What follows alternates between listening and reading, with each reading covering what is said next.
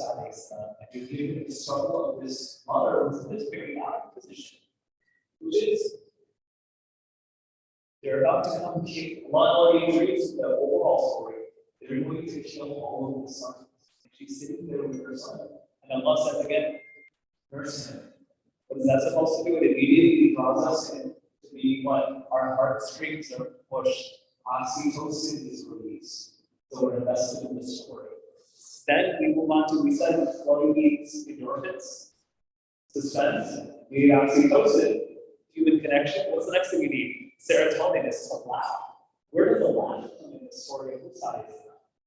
Well, actually, it comes in with the sister.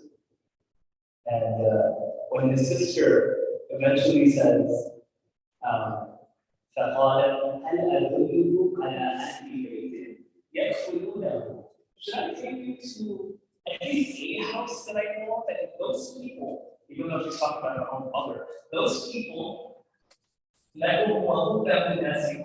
those people are really good at taking care of kids. And I think they know what it costs. Right? So supposed to be truly first and foremost, what the girl is that smart? I know, yeah, I think a child being like extremely smart, it puts nothing but a smile on your face. I don't know, like, what do you expect children to be? Innocent? Do you ever expect a child to outsmart an adult? That usually doesn't happen. So it's okay, cool.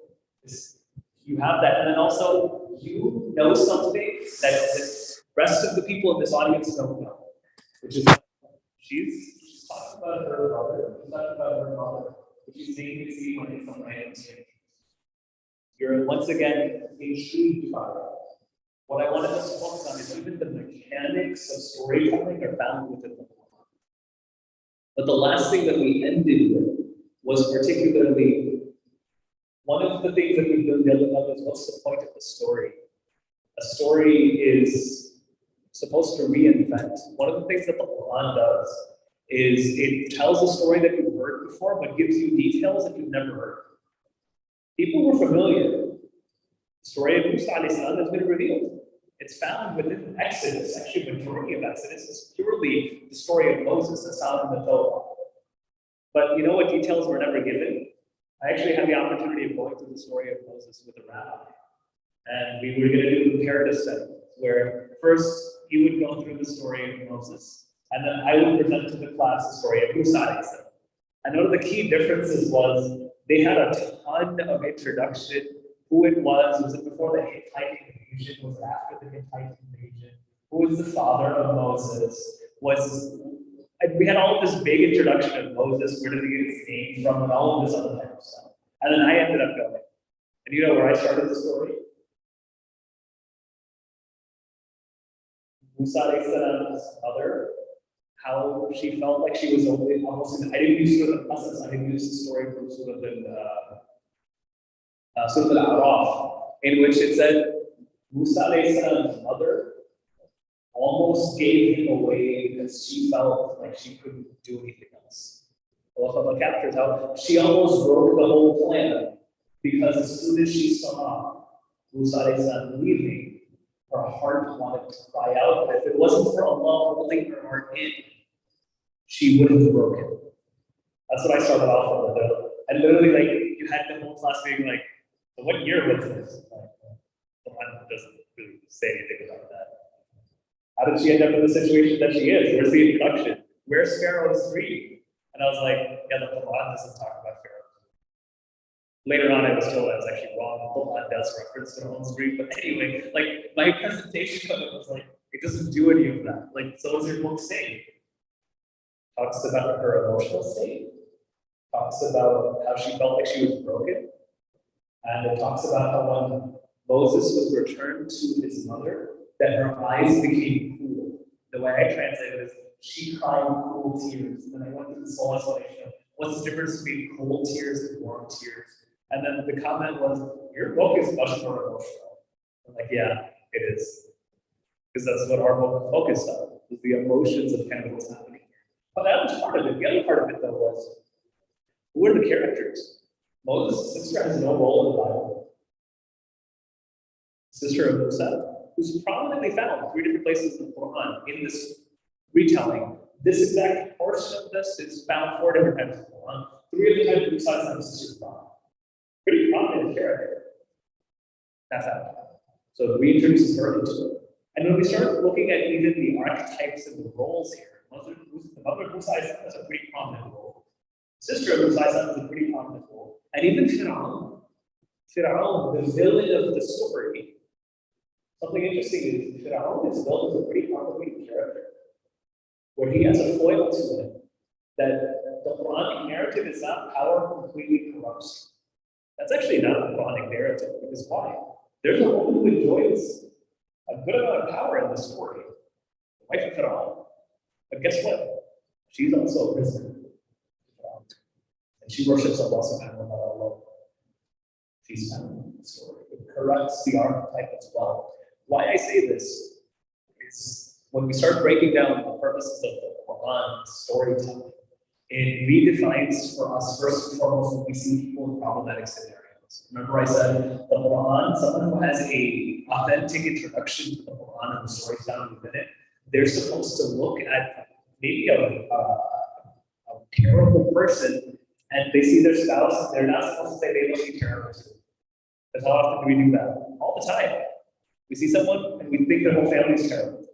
No, it's supposed to be like, one of the first women to enter Jannah was the wife of Fir'aun. Allah Alam what this person's spouse is like. Allah Alam what this person's son is like. Allah Alam what this person's daughter is like. So there's that. But then it's also supposed to create a degree of empathy from all the other different parts of the Quran as well. Then when someone, I'm going to use a couple of particular examples, without jumping away from the story of Musa for a second. When we look at a person going through postpartum depression, and they say something that seems problematic, I wish that I had died before this. Who says that in the Quran? Maryam says, literally Maryam again, another female archetype, says what? I wish that I had died before this. Suicide is haram. There's no question about it. No one would ever change that. But she says something that approaches suicide or wishes for death. And we look at that and say, what? That's how difficult this experience can be. When someone says something like that, what am I supposed to do? This isn't a sign of low iman. This is a sign of what? That's a really tough situation that someone sees. Someone sees a child who's rebelling. And they're not immediately supposed to say, well, apple doesn't fall too far from the tree. That's the common saying, right? Children do exactly what parents train them to. Was Nuh alayhi salam a bad father? No. So you become more empathetic as a result. It corrects roles and archetypes here, particularly even within narrative. It does that. For stories you already knew, focus on something different. It tells you what to hold in on. That you might see something, everyone else might see something, Allah sees something different. So that's there. Some of the things, this is just a review from last week that I want us to approach. And what I really wanted us to do today is two things. One is compare the two longest stories of the Quran. And second, hone in on two specific examples of what these stories have the ability to do. So one is, if we talk about the two longest stories of the Quran, of course we have the story of Musa alayhi salam, we have the story of Yusuf alayhi salam. They're the most detailed stories in the world. When you compare them, I got into this a bit last week. It's actually a pretty good representation of how we hear stories in general. There are certain times that what happens, you get to know a colleague and they share a random thing that happened to them last week. And then a couple of weeks later, you hear about what happened to them 2 years ago. And then a couple of weeks later, you hear about this amazing story about the parents. And then a couple of weeks later, you hear about the same story you heard last week, but with a little bit more detail. Isn't that how you get to know someone? That's the natural course of interacting with any person. I know, like, I have a friend who has shared with me his writing story like 15 different times. And each time there's a slightly different detail. And sometimes I think he's lying, but whatever. Like, it's slightly different detail each time. And he's not generally inauthentic in how he tells it, but there's slightly different details. Because that's how people tell stories. That's there. And then there's another story. Sometimes it happens, and this happens to me quite often if I give a talk, or something like, can I talk to you for a second? It's not a second. They'll corner you and they'll give you like hours worth of the story. From like their birth to where they are now and why they're suffering, who are the major characters. Is it a full telling of their story? No, but it's in way more detail. That's the story of Yusuf alayhi salam. For what? 110 ayat. From literally, when I was a boy, I saw a dream to my dream was interpreted. That's the story of Yusuf alayhi salam. An entire arc is found in one place. Part of what that's supposed to do is you and I need to have the attention span of both. Because it's a skill set to be able to sit and get guidance from both. There are going to be times that you and I do what? Someone will tell us a quick detail. No story is pointless. If they told you a story, guess what? There's guidance in Shama. It could be guidance of a divine nature taking you to Allah subhanahu wa ta'ala, or it could have been what? Guidance in helping you understand that level. No one shares a story, no one experiences something except there's something major within them. And sometimes the person sharing it doesn't know as much as the person who's hearing it. There's supposed to be something beautiful there. And the other one, this one has to be stated too, to give us stamina. Story, I feel like the story of Yusuf is stamina. Anyone who's ever done a study of the story of Yusuf, I'm sure everyone here has. By the end of it, sometimes you get so lost in the little details that when Allah moves back out, and you're like, oh my gosh, this has such good flow through it. What happened at the beginning happened at the end. The fourth issue was solved in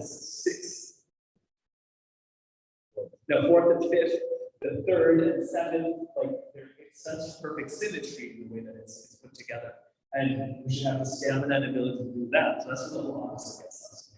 But a couple of just cool thematic points that I want to realize. Because we focused a little bit on the sister and the mother of Musa last time. Yusuf alayhi salam, is there any mention that we have in the mother of Yusuf alayhi salam? No, the biblical narrative? There's like such a long thing on why Rachel was the preferred handmaiden of Jacob. And like there's this whole like rivalry that exists amongst these spouses. The whole any story about that? No. But who do we have a lot of conversation about? The father. Yaqub alayhi salam. Musa alayhi salam. Any conversation about his father? No. Would we have a lot of conversation about his father? In the beginning portion of the story of Musa alayhi salam, any conversation about his brother? I don't know, right? In our tradition, there's no understanding of whether it was the older brother or the younger brother. Some scholars opined that it was the younger brother of Musa alayhi salam. Why? Because he's not mentioned earlier on. But that's all we have to go. We have nothing else. But the first half of Musa alayhi salam's story, no mention of his brother. Yusuf alayhi salam, we have mention of his brothers. Pretty significant. Though there will be some parallel that occurs later on in the story. They both have conversations with their brother when the second half of their stories. Yusuf alayhi salam will have it with his brother, and when you meet it, Musa alayhi salam will have a lot of that with Harun.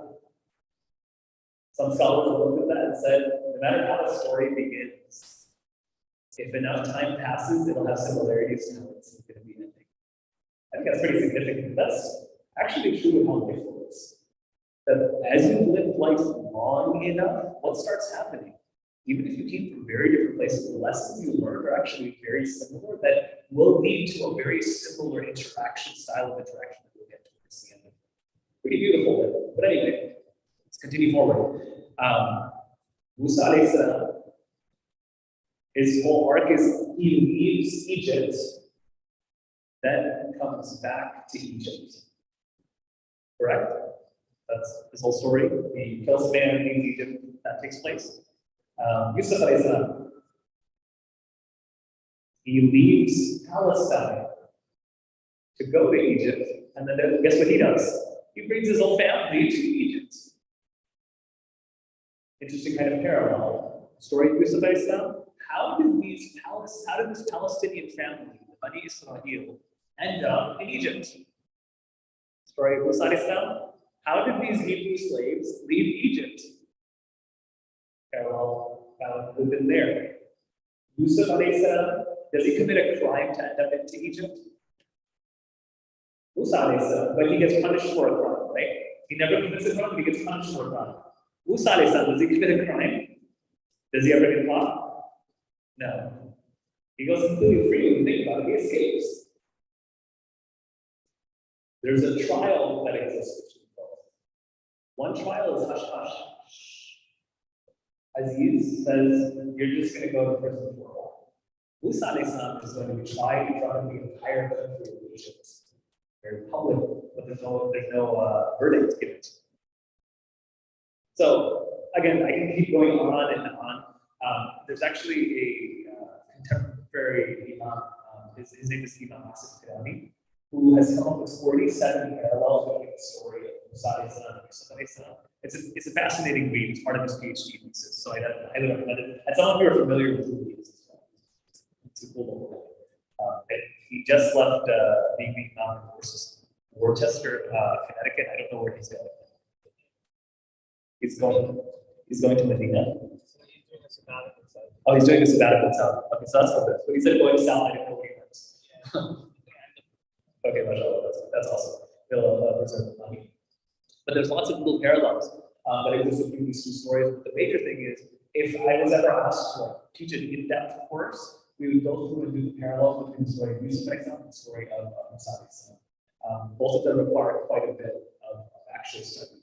But what I wanted us to focus on today was actually the more essential question of why do we need stories, and why is it essential in our need for stories to exist? And I'm actually going to be able to communicate that by talking about two archetypes of hope. Of course, I would talk about it by stories, but there's a story of the Tower of Babel that's only alluded to in the Quran, but it's a very interesting story in which there's a group of people that decided they want to get to God, or they want to get to the highest state that they can to benefit themselves. So they construct a tower, and they keep adding to the tower, and their plan is one. The more we construct, we'll be able to see God.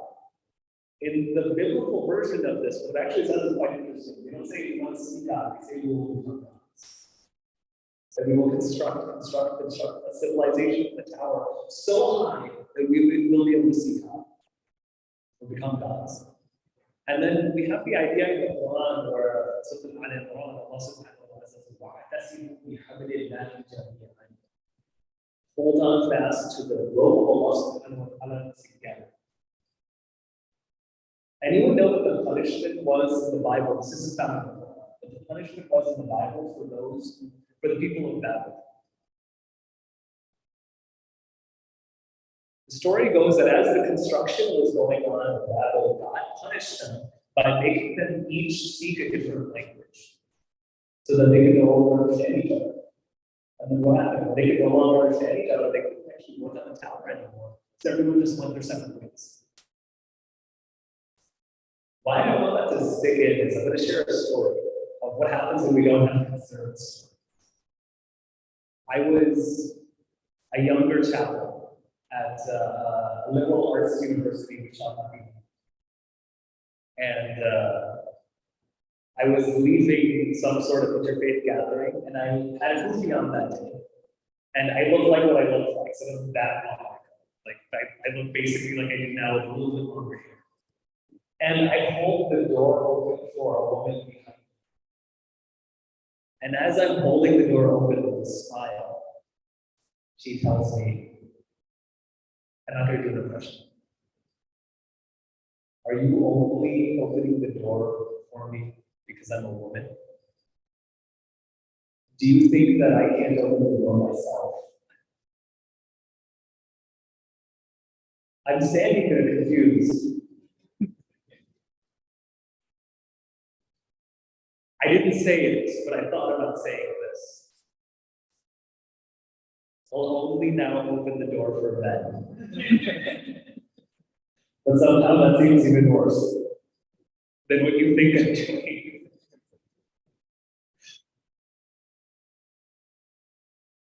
I didn't say that, I just kept the door open and said, I'm sorry, I didn't speak offensive in any way. Just hold the door open for people behind me because That's what my mom would like. Like this, that's how my mom taught me to interact with others. So I tried to play it off as being funny. It didn't work too well. She had made up her mind what she wanted to say. But I remember thinking about that, and I had a class that evening with my teacher. And I brought this up to her. And I was like, how am I supposed to respond in a moment like that? And her response was hold on fast to the rope of Allah subhanahu wa ta'ala together. When you don't do that, then what happens? Like, huh? And I understood what she meant afterwards. She also did a really good job explaining it, so I'm being critical on purpose. But her point was, when people don't have an effective understanding of what is good and what is not good, people won't be able to talk to each other. So what happened there was a fundamental break of communication. I was doing what I thought was good, which is what? Like, you hold the door open for someone. That's what you're supposed to do. But that's not being seen as good anymore. Because it's what lens is crept up on top of it. Here's a dude that looks like misogyny manifested there. So that supersedes any good that they could ever do. Are you following along? It's almost as if they're told what, you can't talk to each other anymore. When you try to replace God with your own stories, with your own definitions, your definitions are going to fail pretty miserably. What's going to happen? You won't be able to talk to each other anymore. I don't need to be like a harbinger of like the end of the world or something like that. But like, isn't that what's happening right now?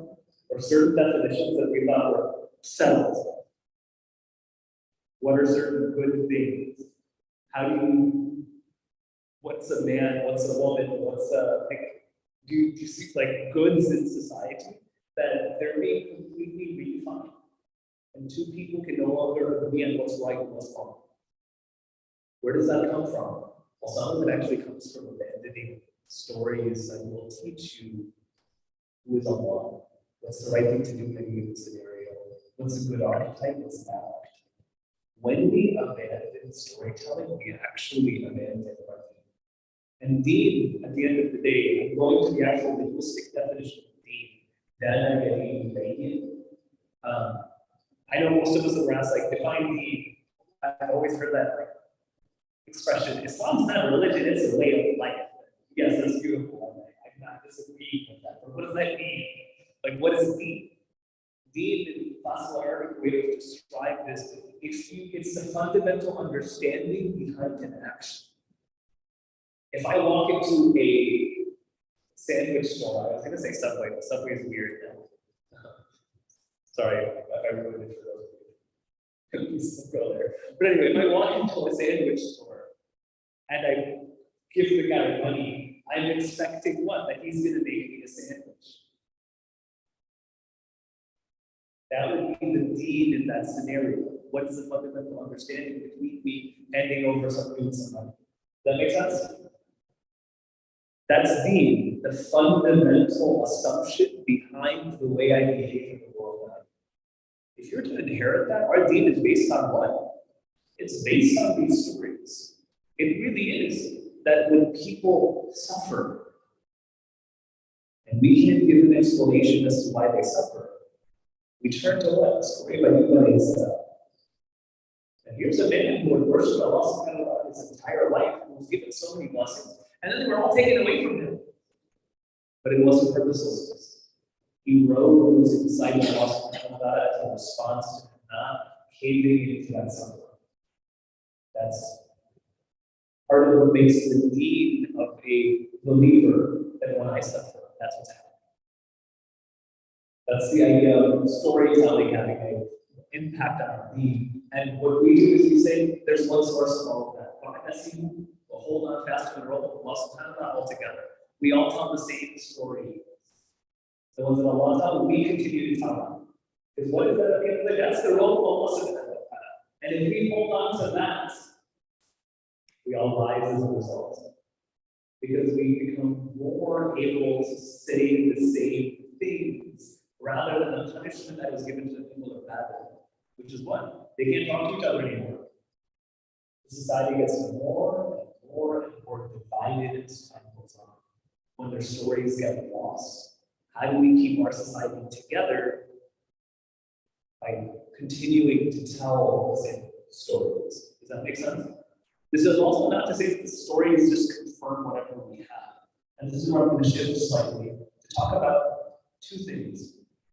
I'm going to go into two more stories today. I said I'd go over the story of Yusuf and one portion of the story of Musa.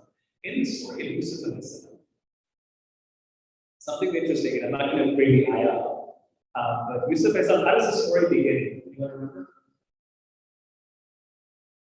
The dream. But what about the dream? Is it just that Allah tells us about a dream? Who are the two characters communicating?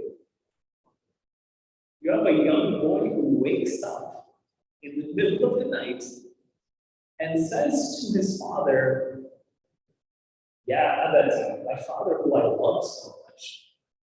I saw a dream last night, and he described the dream in actually a non-eloquent fashion. What I mean by that is, actually, I didn't even look at one, but hold on, this is just too good.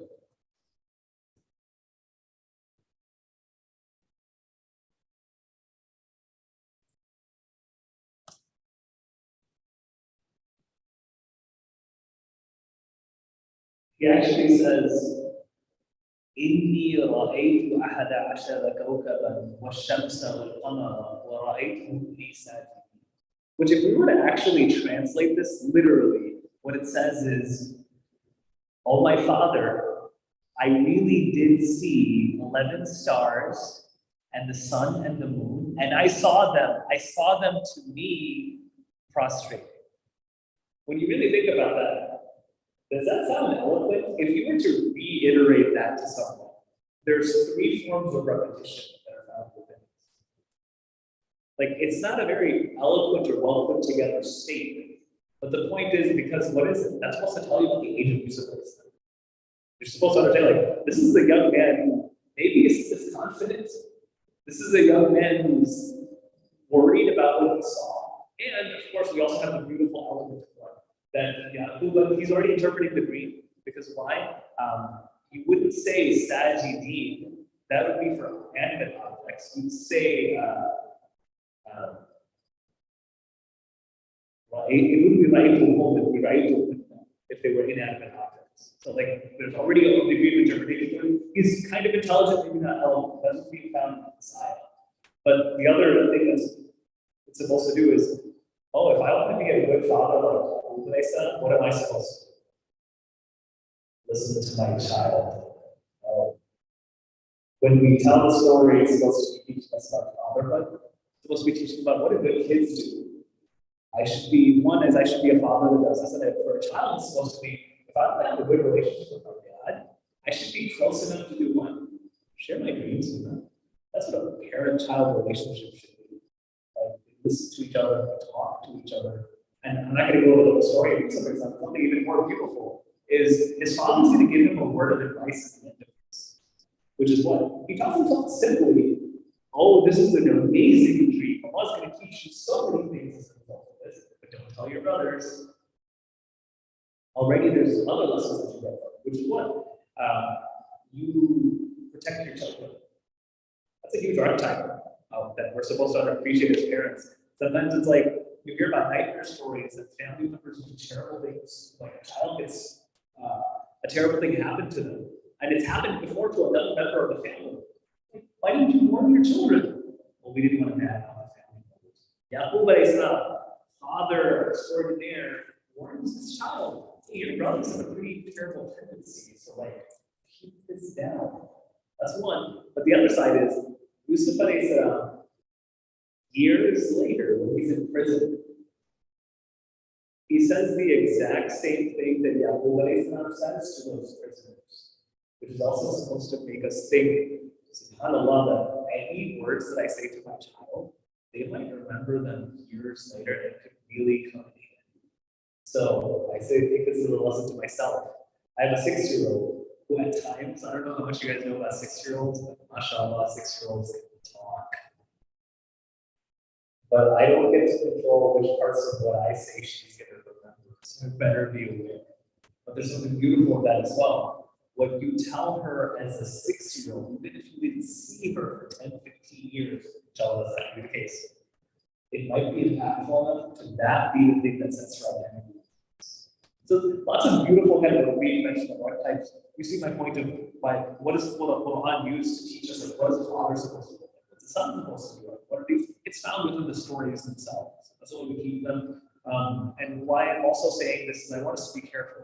There is a trend out there online right now in which even the stories of the Quran, they're translating them as myths.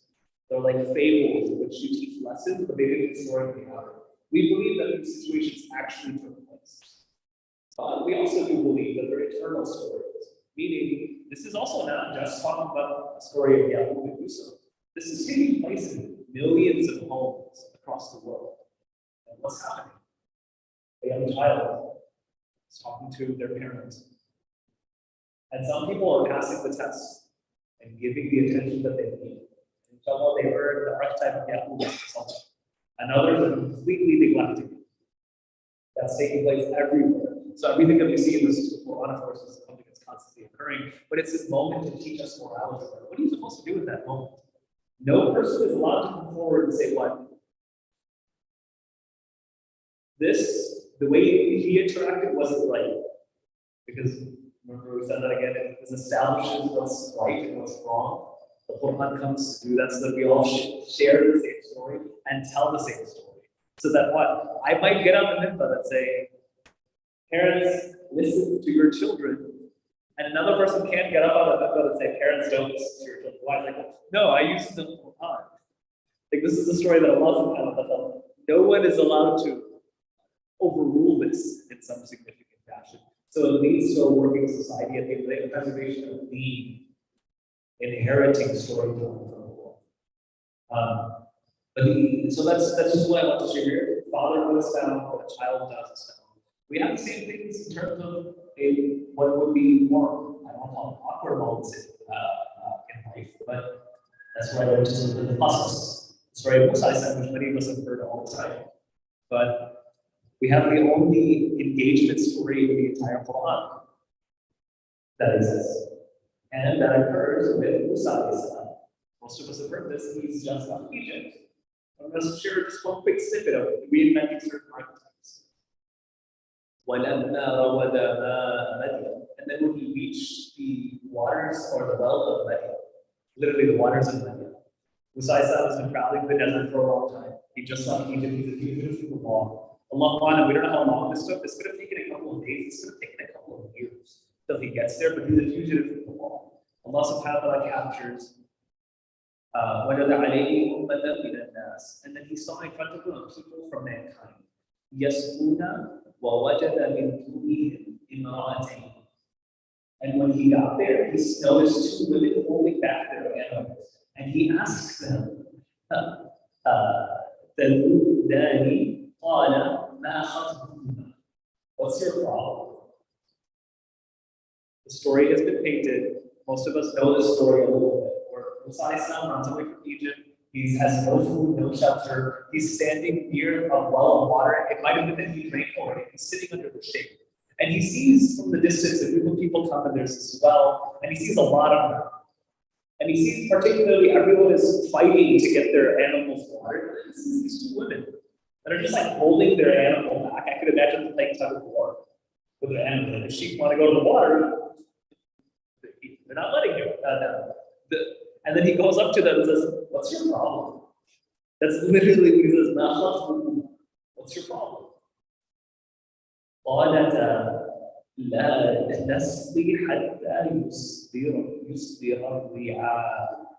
We're not going to water them until all of them finish leaving this spot, or all of them finish with their animals. وأبوها شيخ كبير. And our fathers are really respectable men. Or another way of saying it, our fathers are an old man. So they're doing one of two things. One is they're establishing, hey, we're doing on behalf of our father. So they're saying, this is who we are, we care about family. And also, why are we here? Why are you guys here? The rest of them are Jews. Well, our father can't do this because he's an old man. That's an explanation.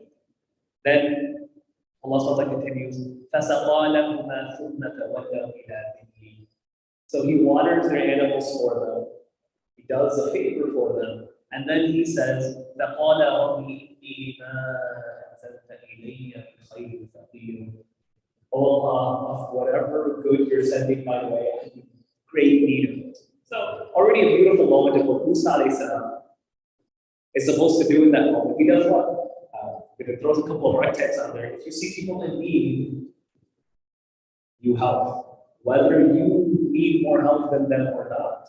Because you know what could have been said? You guys at least have animals. I don't even have anything. I take care of ourselves. No, he actually solves their problem. He does a good deed. And the other thing is, Musa most of us have heard this story before. Something beautiful is he takes care of someone else's needs and then asks Allah. He doesn't say, now that I've done this for you, what are you going to do for me next? Could have said that, but doesn't do that. Right? That's Musa.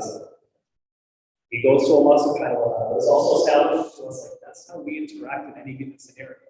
When we present our heroes, powerlessness or in powerful moments, they continue to do what's right. So there's already kind of beauty there. The other part that I'm missing here is he related to these women? But he interacts with them. He talks to them. He initiates the salam. Doesn't he? We can make the argument it's a very unfair salam, because what is the salam? It's your problem. But he still initiates it. He initiates conversation, and then they respond. It's an interaction that takes place. Then continuing on. فَجَاءَتْهُ إِحْدَاهُمَا تَمْشِي عَلَى الْإِسْتِحْيَاءِ. One of them now came to him walking bashfully or shyly in this translation. Let's also appreciate this, which is what? If two of them came before, they probably both came. Why? One, the animals they had to have, so it takes two of them to hold them. But also their safety in numbers, right? If I'm thinking of sending my nephew versus my nephews, I'm usually going to send my nephews to do something. Why? Because like one of them will remind the other to do something smart. Kind of how things work. But in this case, only one of them is sent. They're already like, oh, so there's been a degree of trust established. That they're like, when they come to Musa alayhi salam, they trust him already because he seems to be trustworthy. So one of them comes in and says, قالت إن أبي يدعوك ليجزيك أجر سقيت. Our father sent me because he wants to reward you for the service that you did for us earlier. He wants to gift you something. Continuing. فَلَمَّا جَاءَهُ, and then he went to him. A couple of cool things already here. She comes to him and says, my dad wants to give you some reward. You know what he could have said? That was fi sabilillah. Don't give me any reward. My reward is only with my Lord. He could have said that. That's not what Musa said that. He goes, I asked Allah for what? Any good you send my way? I'm going to give him something. I'm going to take it. That's already kind of like a cool element of this. But there's this appreciation of he accepts it. When Allah sends you something, you take it. So he takes this on. Pious people aren't people who only expect rewards from Allah. They accept rewards from Allah, but Allah sometimes gives reward to people. So that's there as well. She invites him over. فَلَمَّا جَاءَهُ وَقَصَّ عَلَيْهِ الْقَصَص. And he said his story completely to the gathering. Meaning what? Most of us know the story. Musa goes over to this old sheikh's house who has these two daughters. And one of the things that Allah knows about him is he allows Musa to tell him his entire story. We'll talk about inheriting storytelling. Talk about that. In the story, we have a whole story that's told. And Allah describes that as that was a huge favor that this man knows to Musa, that what? He let him tell him the entire story. Musa tells him, I was born as a Hebrew in Egypt, and I was secretly raised in the palace. I always felt uneasy. Allah what he said. But Allah said, Allah says he told him the entire story. He tells him the whole thing. Because listening to someone's story completely actually does a disservice to them. And many of you have experienced this, that when someone, you tell them a story, they truly feel like they get it. And like, they're able to tell you details and point out things that maybe you didn't even know yourself. That takes a huge burden off of you. That a lot less when someone who listens to a story. It's already kind of beautiful. We're going to get into like redefining a couple of archetypes. Something interesting. Qala la takhaf. How do we know that he heard it? He says, la takhaf, don't be afraid. Because I'm just going to imagine as Musai-san is telling the story with all his details, he's probably afraid. Because I know he's from the law. I really shouldn't even be telling you this. And he maybe admitted to one, like, I killed a man accidentally. Don't be afraid. And he continues to say, you're now safe. The Jada, in that moment, you're safe. You are actually a victim from everything that is happening. You're safe here. You're no longer a part of the people who don't care about you. We care about you. He says that. And then this is what I wanted to focus on. One of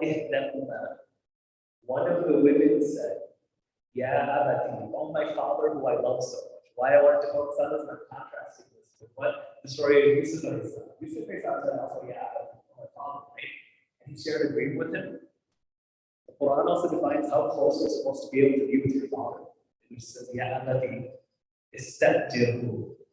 hire him. إن خير من استأجرت القوي الأمين. The best people to employ are those who are strong and trustworthy. So she immediately talks to her father. She says, hire him. 5 minutes. Okay. She immediately says, hire him. Why? Because he's strong. And then the immediate next response is, and unkihaka one of my daughters too. Why I want to stick in is she said what hire him. What does he do? He's able to hear what his daughter's actually saying. His daughter's infatuated with Musadi's son. Like, I have never seen a man like him. Why? He's strong and he's honest. You never find that combination anywhere. Hire him when he goes to the home. And his father's like, oh, you said to hire him? I know what you mean. I know what job you were talking about. And he proposes this. Why I break this up is, isn't that a reinvention of how a daughter and a father are supposed to be able to speak? That's the archetype that's being found here, found within the stories. It captures within us, and we're wrapping up the last 2 minutes right now. The stories tell us what is appropriate behavior, what is inappropriate behavior, how relationships are actually supposed to take place. We look at these stories and we say, this is the model. No matter how society changes, guess what? This conversation is always going to happen. It's going to exist. And when it does, this gives us guidance. When a father is supposed to be looking at that, oh my God, if someone tells me something like this, my job is to respond the way he did. Look into it, what are your needs, let me see if I can help. Yes? Sorry, so I was asked, like, tremendous correlation that comes to mind, right? Story, like, you like, married. Same with the outside son, like, outside son was so trustworthy and honest, goods, that she, like, she's the one that, you know, they got married and it's the same path, like, very, a lot of work. Yeah. Yeah. I was going to ask you a second question for some of you here. Like, you know, you talk about, like, you know, like, you don't talk about stories. You know, sometimes, like, gender roles and, like, gender identity is, like, something that we learn because we don't read from the heart to get our insight from it. So, but when you talk about that, do you feel like, is it, like, if they don't have, if society we live in doesn't have to be, right? There's the fundamental agency of, like, morality. Still in that society, our views of stories of, like, you know what I'm saying? Like, is it trying to out before learning? I think that both of those we'll discuss more in depth until after today. We will do some Q&A. But one thing I will just say is there's sometimes you get the root And from the root, you can teach the branches, and other times, people get appreciation from the branches itself. There are moments in which morality like this, how can a father represent such a beautiful role, have such an awesome relationship with his daughter? The beauty of that leads to something like a more fundamental, well, it's actually it's a father who's got conscience, because this is a father who appreciates what Allah gave him his daughter. So, you see my point, it can go the other way around. There is benefit in changing narratives, reclaiming these narratives with our morals, because that eventually does lead to the right. Does that make sense? Yeah. And so, we'll continue with Q&A afterward, and we'll finish around the small section of the story. But that's the main purpose I want us to really appreciate about this is as we tell these stories over and over again. One, we've been focusing on the last couple of weeks, we get better at listening to stories of ourselves and also stories around us. Two is it starts correcting for us what our actual relationships are supposed to be. Hold on to the rope, pull on together. The roping it, that's how you inherit the deen itself. When you say the same stories over and over again, not trying to change them, so we all have the same understanding. What is a good thing to do in a situation? Where do we draw our morality or our system of what we value as a rightful action, so a willful action? And also not allow us to leave ourselves in here. I mean, that I mean. بسم الله الحمد لله والصلاة والسلام على رسول الله صلى الله عليه وسلم. ونفس الإنسان المرسل إلى الذين آمنوا وعملوا الصالحات وصلى الله عليه وسلم. Continue